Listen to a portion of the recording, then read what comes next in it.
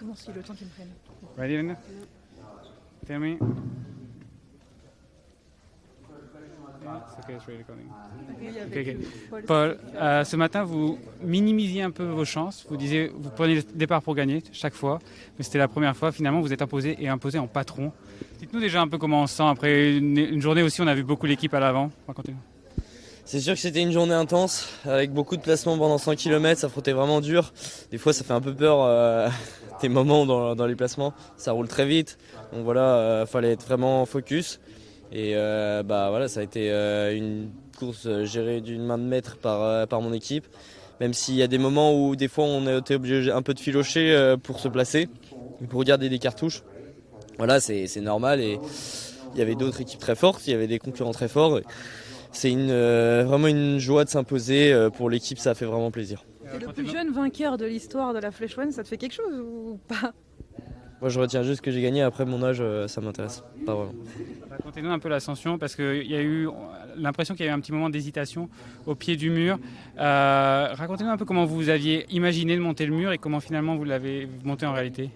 En réalité, on avait un plan avec l'équipe et forcément, il était optimiste. Mais voilà, on s'imaginait. Je pense pas que ça allait rouler aussi vite toute la journée sur le circuit et autant nerveux, on va dire, dans le peloton. Donc le but, c'était d'avoir encore 3 équipiers au pied et d'être bien placé pour que Léo fasse jusqu'au dernier kilomètre. Ensuite, Jordan qui fasse 300 mètres et Paul aussi pour m'amener aux 400 mètres et que je puisse lancer vraiment bien. Là, voilà, je me suis retrouvé assez vite esselé parce qu'il y a eu un énorme placement au pied, ça a vraiment frotté très dur. Et voilà, Jordan a réussi à faire son travail malgré tout. Et les autres ont fait de travail toute la journée aussi parce que on s'est retrouvés souvent un peu tous chacun de notre côté et ils ont dû faire on va dire du boulot extra à côté, donc forcément c'était pas facile pour eux d'être encore là dans le final et d'être bien placés, on va dire. Moi j'ai réussi à m'économiser toute la journée, donc à filocher un peu dans le final et à jouer un peu avec les roues, on va dire.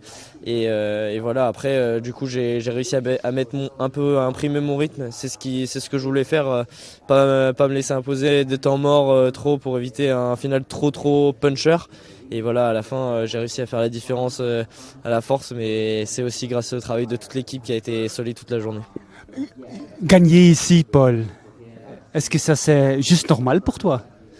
Bah, ça représente quand même quelque chose, la Flèche. C'est une très belle course que je regarde tous les ans à la télé. Donc voilà, pouvoir la gagner pour ma première participation, c'est quand même un réel plaisir. Et voilà, c'est gagner une course, c'est jamais facile. Alors de ce calibre-là, c'est exceptionnel. Et voilà, je suis très content de pouvoir lever les bras, mais pour l'équipe aussi. Et à quel point tu attends le duel contre Pogačar et Evenepoel le dimanche à Liège? C'est sûr que ça va être encore une belle course.